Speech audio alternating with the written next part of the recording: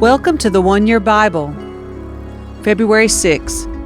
The Old Testament reading, Exodus 23, verse 14, through chapter 25, verse 40. Each year you must celebrate 3 festivals in my honor. First, celebrate the festival of unleavened bread. For 7 days the bread you eat must be made without yeast, just as I commanded you. Celebrate this festival annually at the appointed time in early spring, in the month of Abib, for that is the anniversary of your departure from Egypt. No one may appear before me without an offering. Second, celebrate the festival of harvest, when you bring me the first crops of your harvest. Finally, celebrate the festival of the final harvest at the end of the harvest season, when you have harvested all the crops from your fields. At these 3 times each year, every man in Israel must appear before the Sovereign, the Lord. You must not offer the blood of my sacrificial offerings together with any baked goods containing yeast, and do not leave the fat from the festival offerings until the next morning. As you harvest your crops, bring the very best of the first harvest to the house of the Lord your God. You must not cook a young goat in its mother's milk.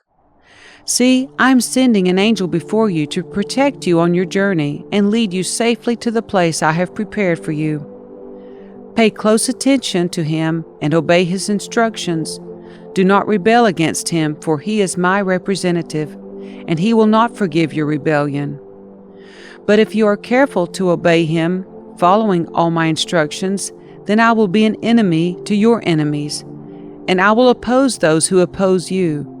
For my angel will go before you and bring you into the land of the Amorites, Hittites, Perizzites, Canaanites, Hivites, and Jebusites, so you may live there.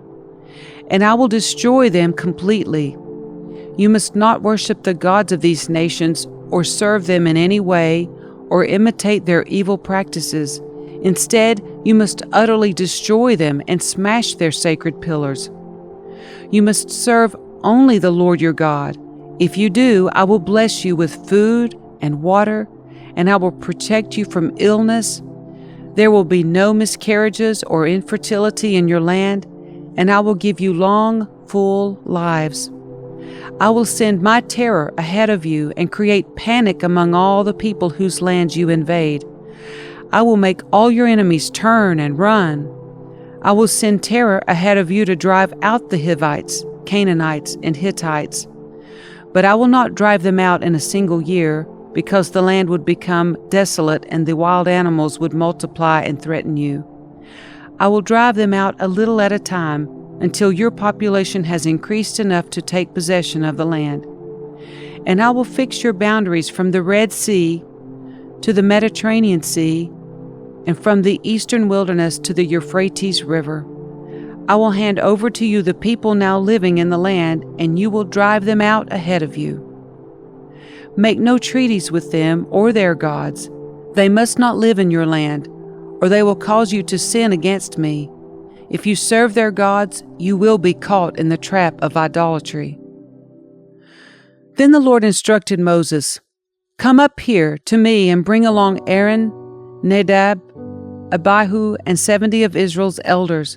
All of you must worship from a distance. Only Moses is allowed to come near to the Lord. The others must not come near, and none of the other people are allowed to climb up the mountain with him." Then Moses went down to the people and repeated all the instructions and regulations the Lord had given him. All the people answered with one voice, "We will do everything the Lord has commanded." Then Moses carefully wrote down all the Lord's instructions. Early the next morning, Moses got up and built an altar at the foot of the mountain. He also set up 12 pillars, one for each of the 12 tribes of Israel. Then he sent some of the young Israelite men to present burnt offerings and to sacrifice bulls as peace offerings to the Lord. Moses drained half the blood from these animals into basins. The other half he splattered against the altar. Then he took the book of the covenant and read it aloud to the people. Again they all responded, "We will do everything the Lord has commanded. We will obey." Then Moses took the blood from the basins and splattered it over the people, declaring, "Look, this blood confirms the covenant the Lord has made with you in giving you these instructions."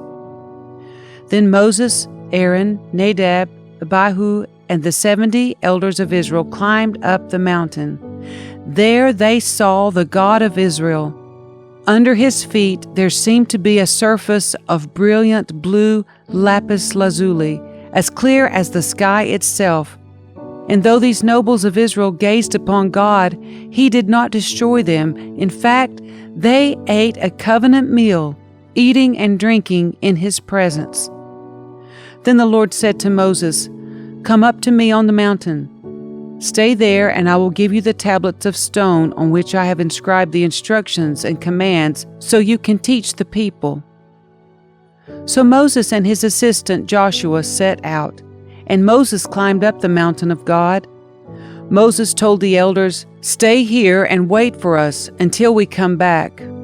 Aaron and Hur are here with you. If anyone has a dispute while I am gone, consult with them." Then Moses climbed up the mountain, and the cloud covered it, and the glory of the Lord settled down on the Mount Sinai.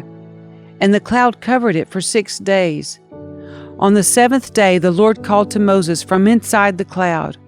To the Israelites at the foot of the mountain, the glory of the Lord appeared at the summit like a consuming fire. Then Moses disappeared into the cloud as he climbed higher up the mountain. He remained on the mountain 40 days and 40 nights. The Lord said to Moses, "Tell the people of Israel to bring me their sacred offerings. Accept the contributions from all whose hearts are moved to offer them. Here is a list of sacred offerings you may accept from them: gold, silver and bronze, blue, purple and scarlet thread, fine linen and goat hair for cloth, tanned ram skins and fine goat skin leather, acacia wood, olive oil for the lamps, spices for the anointing oil and the fragrant incense, onyx stones and other gemstones to be set in the ephod and the priest's chest piece. Have the people of Israel build me a holy sanctuary so I can live among them. You must build this tabernacle and its furnishings exactly according to the pattern I will show you. Have the people make an ark of acacia wood, a sacred chest 45 inches long, 27 inches wide, and 27 inches high. Overlay it inside and outside with pure gold, and run a molding of gold all around it. Cast 4 gold rings and attach them to its 4 feet, 2 rings on each side. Make poles from acacia wood and overlay them with gold. Insert the poles into the rings at the sides of the ark to carry it. These carrying poles must stay inside the rings, never remove them. When the ark is finished, place inside it the stone tablets inscribed with the terms of the covenant, which I will give to you. Then make the ark's cover, the place of atonement, from pure gold. It must be 45 inches long and 27 inches wide. Then make 2 cherubim from hammered gold and place them on the 2 ends of the atonement cover. Mold the cherubim on each end of the atonement cover. Make it all of 1 piece of gold. The cherubim will face each other and look down on the atonement cover. With their wings spread above it, they will protect it. Place inside the ark the stone tablets inscribed with the terms of the covenant which I will give to you. Then put the atonement cover on top of the ark. I will meet with you there and talk to you from above the atonement cover between the gold cherubim that hover over the ark of the covenant.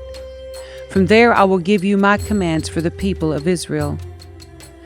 Then make a table of acacia wood 36 inches long, 18 inches wide, and 27 inches high. Overlay it with pure gold and run a gold molding around the edge. Decorate it with a 3-inch border all around and run a gold molding along the border. Make 4 gold rings for the table and attach them at the 4 corners next to the 4 legs. Attach the rings near the border to hold the poles that are used to carry the table. Make these poles from acacia wood and overlay them with gold. Make special containers of pure gold for the table, bowls, ladles, pitchers, and jars to be used in pouring out liquid offerings. Place the bread of the presence on the table to remain before me at all times. Make a lampstand of pure hammered gold. Make the entire lampstand and its decorations of one piece: the base, center stem, lamp cups, buds, and petals.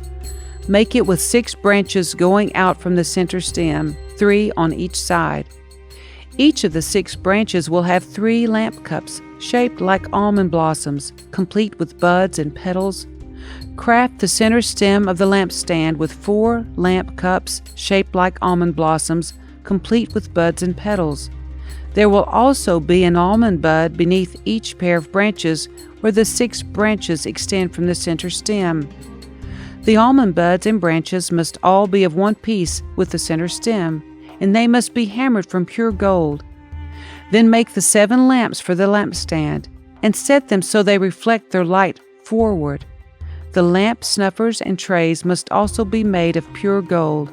You will need 75 pounds of pure gold for the lampstand and its accessories. Be sure that you make everything according to the pattern I have shown you here on the mountain.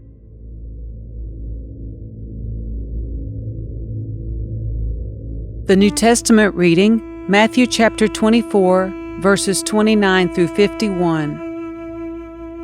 Immediately after the anguish of those days, the sun will be darkened, the moon will give no light, the stars will fall from the sky, and the powers in the heavens will be shaken.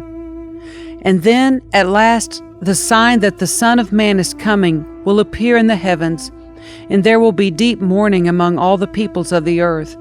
And they will see the Son of Man coming on the clouds of heaven with power and great glory. And he will send out his angels with a mighty blast of a trumpet. And they will gather his chosen ones from all over the world, from the farthest ends of the earth and heaven. Now learn a lesson from the fig tree. When its branches bud and its leaves begin to sprout, you know that summer is near. In the same way, when you see all these things, you can know his return is very near, right at the door. I tell you the truth, this generation will not pass from the scene until all these things take place. Heaven and earth will disappear, but my words will never disappear.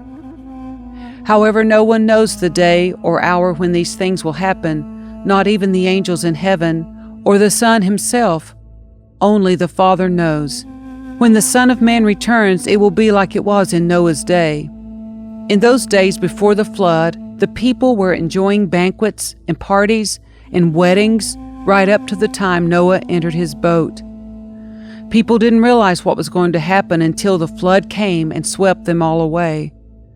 That is the way it will be when the Son of Man comes.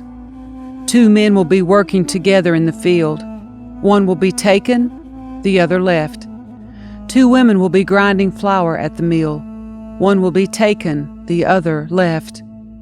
So you too must keep watch, for you don't know what day your Lord is coming.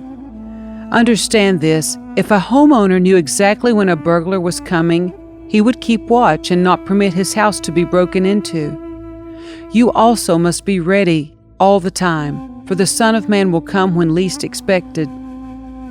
A faithful, sensible servant is one to whom the master can give the responsibility of managing his other household servants and feeding them. If the master returns and finds that the servant has done a good job, there will be a reward. I tell you the truth, the master will put that servant in charge of all he owns. But what if the servant is evil and thinks, "My master won't be back for a while," and he begins beating the other servants, partying, and getting drunk? The master will return unannounced and unexpected, and he will cut the servant to pieces and assign him with a place with the hypocrites. In that place there will be weeping and gnashing of teeth.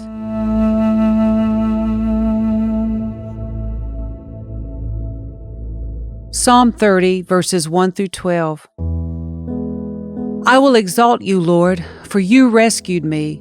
You refuse to let my enemies triumph over me. O Lord my God, I cried to you for help, and you restored my health. You brought me up from the grave, O Lord. You kept me from falling into the pit of death. Sing to the Lord, all you godly ones. Praise his holy name, for his anger lasts only a moment, but his favor lasts a lifetime. Weeping may last through the night, but joy comes with the morning. When I was prosperous, I said, nothing can stop me now.